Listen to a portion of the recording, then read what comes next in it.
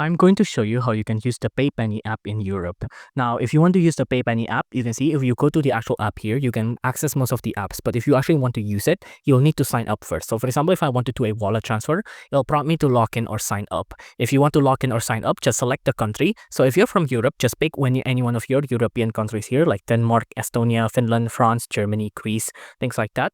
Now, once you pick any one of this country, you will need to enter in your mobile phone number, and then you'll need to sign up.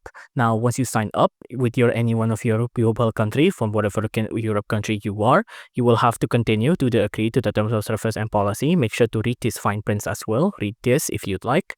If you don't, go back. And then make sure to read the privacy and policy as well, like this. Now, after that, enter in your mobile phone number, enter it in, and then you might need to go through a couple of processes, follow the on-screen prompts, the on-screen onboarding, maybe enter in a one-time code. But after that's done, you can now begin to use the PayPenny app in Europe. All you have to do is sign in or log in.